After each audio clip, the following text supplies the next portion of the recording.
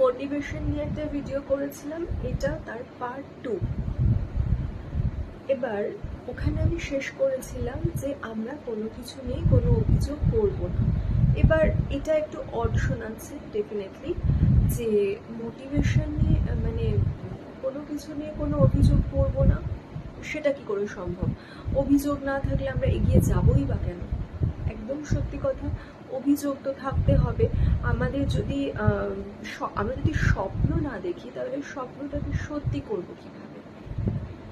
একদম ঠিক, অভিযোগ করব না মানে আমি বলতে চেয়েছি অবান্তর জিনিস নিয়ে আমরা অভিযোগ করব না। আমরা চেষ্টা করব প্রেজেন্ট সিচুয়েশনে দাঁড়িয়ে ফিউচারটাকে বেটার করার। আমরা সব সময় ফিউচারের কথা ভেবে আমাদের বর্তমানটাকে হ্যাম্পার করব না, এটা বলতে চেয়েছি। আর হয়তো আমার জীবনে যে ডিফিকাল্টিসটা আছে, যে ডিফিকাল্টিসটা দুর্বিষহ হয়ে যাচ্ছে আমার জীবন, তার থেকেও ডিফিকাল্ট সিচুয়েশনে কিছু মানুষ রয়েছে। আমি বলেছি সেই জায়গা থেকে আমরা ইন্সপিরেশন নেব। আমরা মনে করব যে উনি যদি পারেন তাহলে আমি কেন পারবো না? অবশ্যই পারবো।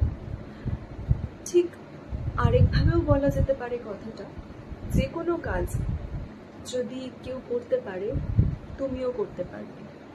আরেকটা কথা, যে কোনো ভালো কাজ, আমি কারোর ব্যক্তি স্বাধীনতাতে আমি হস্তক্ষেপ করতে চাই না। প্রত্যেকটা মানুষের ব্যক্তি স্বাধীনতা আছে। আমি শুধু এইটুকু বলতে চাই যে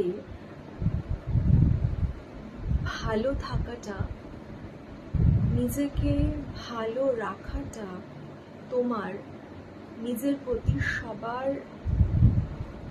সর্বপ্রথম কর্তব্যের মধ্যে পড়ে। তুমি ভালো থাকবে, তুমি ভালো আছো, এটা ভাবো। এটা সবার আগে তোমার ভাবার দরকার আছে। আমরা সব সময় অন্যের চোখে নিজেকে ভালো দেখতে গিয়ে নিজেদেরকে একটু একটু করে হারাতে একদিন পুরোটাই হারিয়ে ফেলি। আর মনে হয় যে হয়তো সবটাই শেষ হয়ে গেল। সত্যি কি সবটা শেষ হয়ে গেছে? নাকি এখনো তোমার মধ্যে সেই জেদ, নিজের প্রতি ভালোবাসা, নিজেকে ভালো রাখা, সবটাই বাকি আছে? একবার ভেবে দেখো তো, যে এখনো কিছু শেষ হয়ে যায়নি।